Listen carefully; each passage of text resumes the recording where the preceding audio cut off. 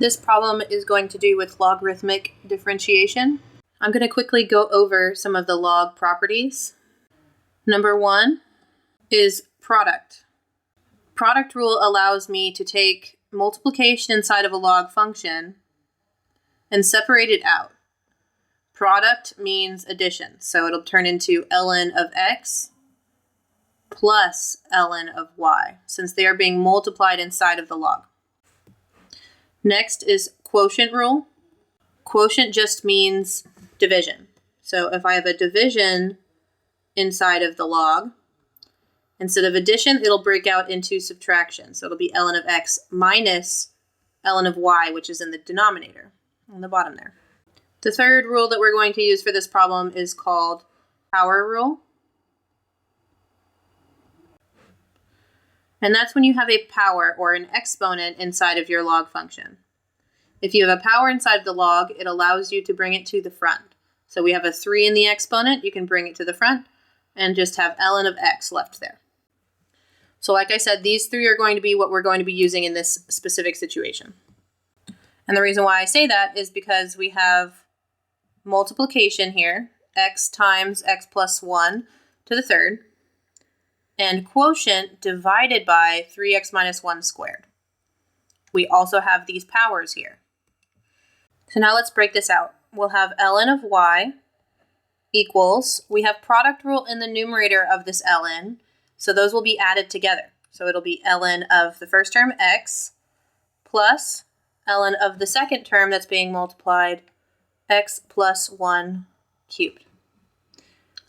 Last, we have this being divided, or our quotient rule, so it'll be subtracted, minus ln of 3x minus 1 squared. The last rule we're going to employ is the power rule, because both of these have a power inside of the log function.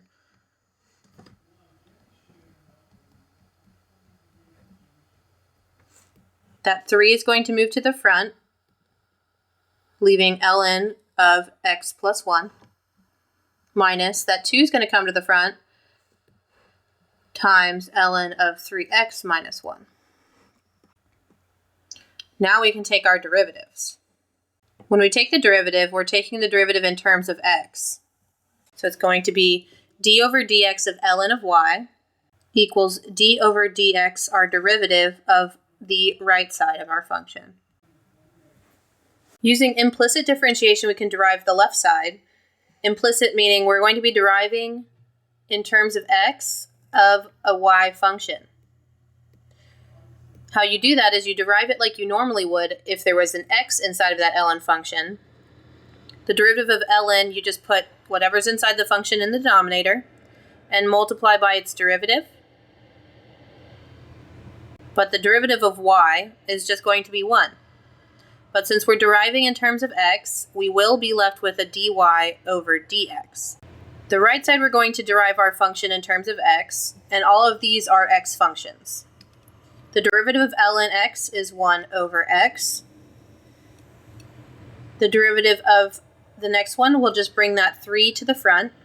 The derivative of ln of x plus 1 is just going to be 1 over x plus 1.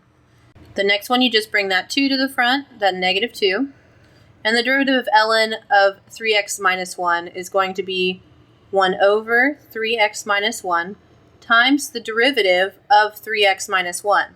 His derivative is 3, which will be multiplied by this 2 in a moment. Let's simplify.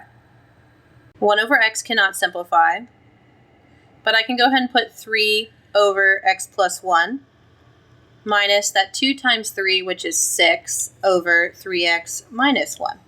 We're not quite done, though, because we have a 1 over y on this side, and he cannot stay there. We're going to have to multiply him to the other side. We need to isolate dy over dx, because what we're looking for is just the first derivative, which is what that stands for. So now we're going to have 1 times that whole function.